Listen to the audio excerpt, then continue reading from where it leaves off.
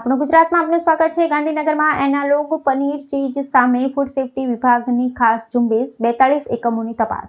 ગાંધીનગર મહાનગરપાલિકાના food safety વિભાગે ગુજરાત સરકારના આદેશ મુજબ એનાલોગ પનીર, એનાલોગ ચીઝ અને અન્ય ડેરી એનાલોગના ઉપયોગ સામે ખાસ તપાસ ઝુંબેશ હાથ ધરી છે।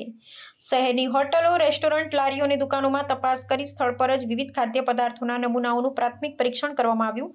ફૂડ સેફ્ટી વિભાગે કુલ 42 ખાણીપીણીના એકમોની તપાસ કરી સ્થળ પર 28 પનીર, 25 ચીઝ અને 17 બટરના નમૂનાઓનું પ્રાથમિક પરીક્ષણ કરવામાં આવ્યું। ઉપરાંત પનીરના 4 નમૂનાઓ લેબોરેટરી પરીક્ષણ માટે મોકલાયા છે। વેપારીઓને એનાલોગ પનીર, ચીઝ કે અન્ય ડેરી એનાલોગનો ઉપયોગ ન કરવા અને સ્વચ્છતા જાળવવા કડક સૂચના આપવામાં આવી। નિયમોના ભંગ કરનારા સામે food safety and standards act 2006 હેઠળ કાયદેસરની કાર્યવાહી કરવામાં આવશે।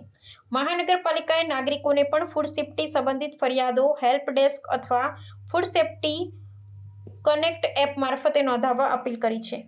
ગુજરાત સરકારશ્રીના ગઈકાલના આદેશ મુજબ માનનીય commissioner of food safety Shri food and drugs ગાંધીનગરના ઇસ્યુ થયેલ પ્રોહિબિટરી ઓર્ડર મુજબ આજ રોજથી ગુજરાત રાજ્યમાં પનીર એનાલોગ, ચીઝ એનાલોગ જેવી અન્ય ડેરી પ્રોડક્ટ જે એનાલોગના નામે વેચાતી હોય, ઉપયોગમાં લેવાતી હોય અથવા સંગ્રહ થતો હોય, વેચાણ થતું હોય તો તમામનું પર આજથી પ્રતિબંધ મૂકવામાં આવેલ છે।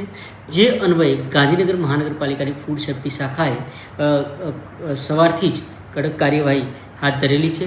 જેમાં હોટલ, રેસ્ટોરન્ટની તપાસ કરવામાં આવેલી છે। જે તપાસ દરમિયાન પનીરના ઉપયોગ બાબતેની, એનાલોગના ઉપયોગ બાબતેની ખાસ તપાસ કરવામાં આવેલી હતી।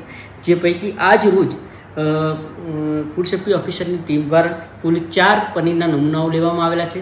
સાથે સાથે ફૂડ સેફ્ટી ઓન વ્હીલ્સના ઉપયોગ દ્વારા 42 પેઢીઓની તપાસ કરી અને પનીરના 28 નમૂનાઓ, ચીઝના 25 નમૂનાઓ અને બટરના 17 નમૂનાઓનું સ્થળ પર પ્રાથમિક પરીક્ષણ કરવામાં આવેલ છે।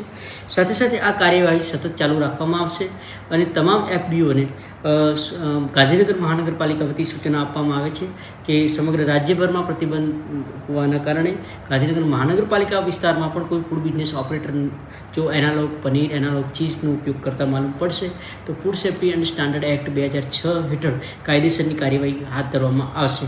આ સાથે સાથે નાગરિકોને પણ એક અપીલ કરવામાં આવે છે કે આ બાબતેની કોઈ પણ ફરિયાદ હોય તો ગાંધીનગર મહાનગરપાલિકાના હેલ્પડેસ્ક તથા food safety and standard authority of ઇન્ડિયાની વેબસાઇટ તેમજ ફૂડ સેફ્ટી કનેક્ટ એપ પર ફરિયાદ નોંધાવી શકો છો।